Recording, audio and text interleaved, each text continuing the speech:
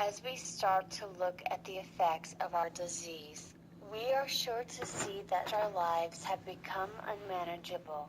We see it in all the things that are wrong with our lives. Again, our experiences are individual and vary widely from addict to addict. Some of us realized our lives had become unmanageable because we felt out of control emotionally or began to feel guilty about our drug use. Some of us have lost everything: our homes, our families, our jobs, and our self-respect. Some of us never learned how to function as human beings at all. Some of us have spent time in jails and institutions. And some of us have come very close to death. Whatever our individual circumstances, our lives have been governed by obsessive, compulsive, self-seeking behavior, and the end result has been unmanageability. Perhaps we arrived in know without recognizing the problems we had for what they were. Because of our self-centeredness, we were often the last ones to realize that we were addicts. Many of us were persuaded by friends or family to begin attending NA meetings. Other members received even stronger encouragement from the courts.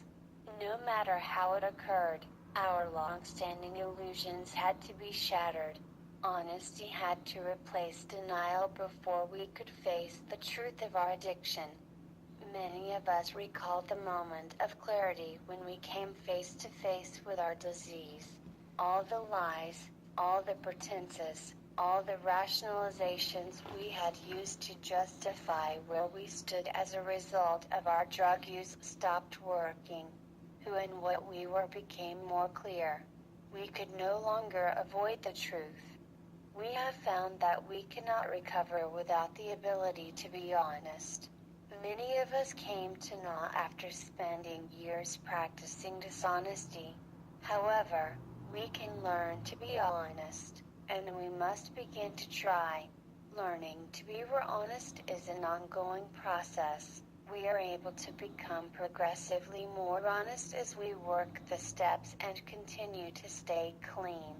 In the first step, we begin to practice the spiritual principle of honesty by admitting the truth about our drug use.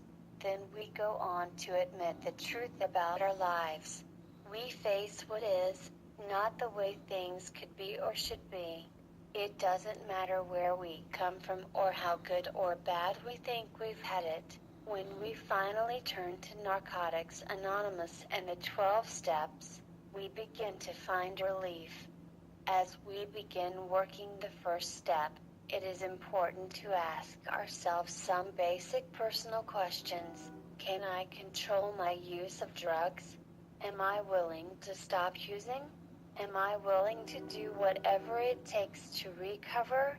Given a choice between finding a new way of life and not and continuing in our addiction, recovery begins to appeal to us. We begin to let go of our reservations, those parts of ourselves we won't surrender to the program. Most of us do have some reservations when we first get clean. Even so, we need to find ways of addressing them. Reservations can be anything: a belief that, because we never had a problem with one particular drug, we can still use it, placing a condition on our recovery, such as only staying clean as long as our expectations are met. A belief that we can still be involved with the people associated with our addiction. A belief that we can use again after a certain amount of time clean. A conscious or unconscious decision to work only certain steps. With the help of other recovering addicts, we can find ways to put our reservations behind us. The most important thing for us to know about reservations is that, by keeping them, we are reserving a place in our program for relapse.